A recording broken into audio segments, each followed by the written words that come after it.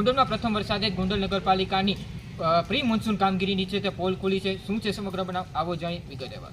વૈષ્ણવજન તો તેને કહીએ જે પીડ પરાઈ જાનાને રે. નવજીવન ન્યૂઝ ઉપર હું છું બ્રિજ પટેલ.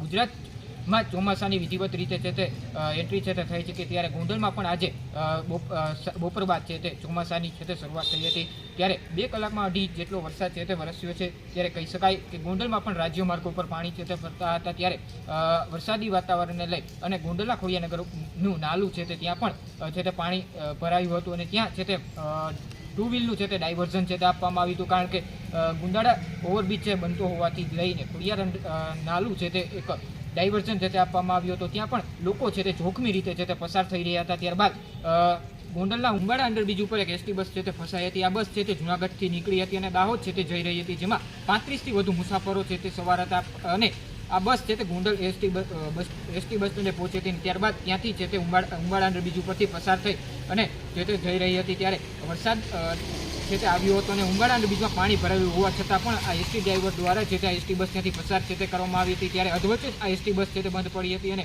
35 જેટલા મુસાફરો છે તે તેમાં સવાર હતા અને 35 જેટલા મુસાફરો છે તે આ બાદ બચાવ માટે ગોંડલ નગરપાલિકાનો છે તે સંપર્ક કરવામાં આવ્યો હતો. ત્યારે ગોંડલ નગરપાલિકાની ફાયર નો સ્ટાફ પહોંચ્યો હતો અને નગરપાલિકાના પ્રમુખના પ્રતિનિધિ અને કારોબારી ચેરમેન પણ તે સ્થળ પર હાજર રહ્યા હતા અને ત્યારબાદ છે તે તેમને બચાવવાની છે તે કામગીરી છે તે શરૂ કરવામાં આવી હતી. ત્યારે જેસીબીની મદદથી એસટી બસને છે તે બહાર કાઢવામાં આવી હતી અને ત્યારબાદ 35 જેટલા મુસાફરોનો છે તે ત્યાંથી બચાવ છે તે કરવામાં આવ્યો હતો. ત્યારે પ્રથમ વરસાદે જ ગોંડલ નગરપાલિકાની છે તે આ પ્રી મોન્સૂનની કામગીરીની છે પ્રપોલ ખુલતી હોય તેવા દ્રશ્યો છે તે સામે આવ્યા છે. કારણ કે બસ મોટી છે તે નગરપાલિકા એવું કહેવામાં આવતું હોય છે કે પ્રી મોન્સૂન કામગીરી છે તે પૂરી થઈ ગઈ છે, પણ આપણે પ્રથમ વરસાદે જ એમ કહી શકાય કે સામાન્ય વરસાદ જેટલો જ આ વરસાદ છે તે કહી શકાય. અને ત્યારે નગરપાલિકાની આ પ્રી મોન્સૂનની કામગીરીની છે પોલ ખુલી છે. ત્યારે ઘણા સવાલો છે તે લોકો છે તે કરી રહ્યા છે અને ત્યારબાદ અનેક રાજ્યો માર્ગો ઉપર મસ્ત મોટા હોર્ડિંગો છે તે મારી દેવામાં આવ્યા છે. ત્યારે અનેક હોર્ડિંગો છે તે પડ્યા છે અને વૃક્ષો છે તે ધરાશાયી થયા છે.